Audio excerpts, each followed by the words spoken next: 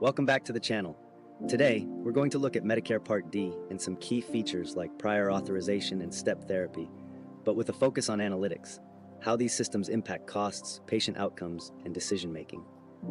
Whether you're preparing for Medicare or currently navigating it, understanding these components from an analytical viewpoint will help you make smarter choices for your healthcare. Let's start with Medicare Part D, specifically the prescription drug coverage. When you're choosing a plan, one of the main analytics we consider is cost effectiveness. What plan will provide the lowest overall cost for the medications you're taking? This is based on two key factors. Drug coverage. Does the plan cover your prescribed medications, including brand name versus generic options? Annual cost. What's the total out-of-pocket expense for these medications over the course of a year? In analyzing different plans, we look for trends in coverage. For example, a plan might have a lower monthly premium, but higher out-of-pocket costs when you need specific expensive drugs. These details can often get overlooked, but they're critical for minimizing your healthcare costs. But even when a plan covers your medications, insurance companies add another layer of complexity. Step therapy. Step therapy requires patients to try cheaper medications first, before progressing to more expensive options. From an analytics standpoint, this is a cost-saving measure for insurers. If patients don't need the more expensive drug, insurers save money.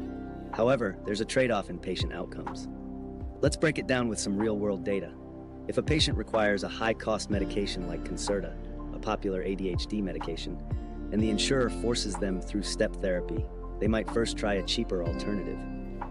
If the cheaper alternative doesn't work, they have to try something else before finally being approved for Concerta.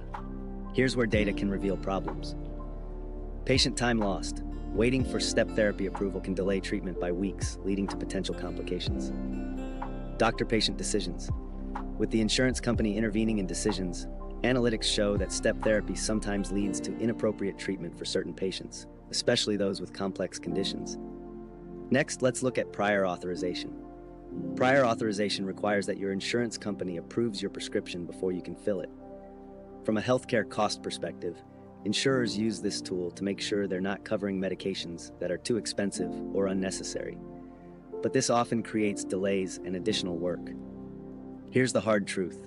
Data shows that denial rates for expensive medications can be high, and even if you get an approval, the process adds days or weeks to treatment, which can be crucial, especially for patients with chronic conditions or acute health issues.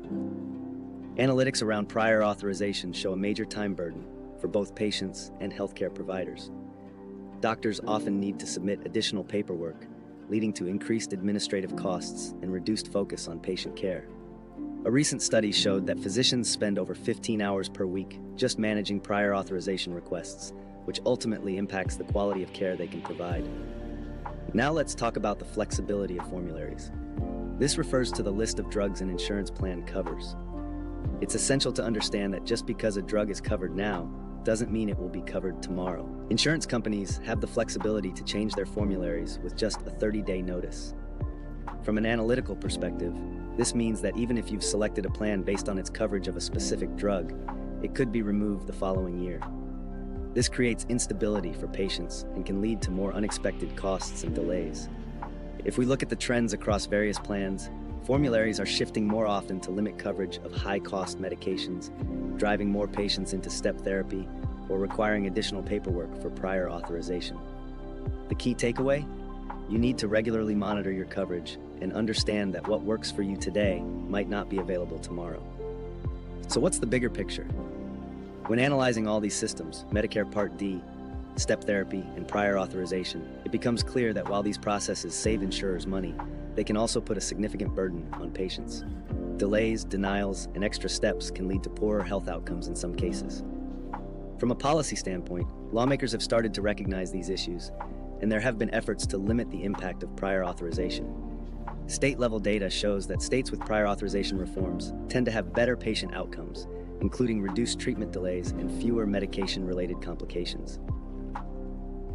In conclusion, understanding Medicare Part D, prior authorization, and step therapy from an analytics perspective helps you make more informed decisions. By tracking drug costs, delays, and insurance coverage trends, you can better navigate your options and avoid unexpected barriers. If you found this breakdown helpful, please like, subscribe, and share this video. If you have any questions or want to dive deeper into a specific topic, drop a comment below or reach out to us. We're here to help you make sense of it all. Thanks for watching, and take care.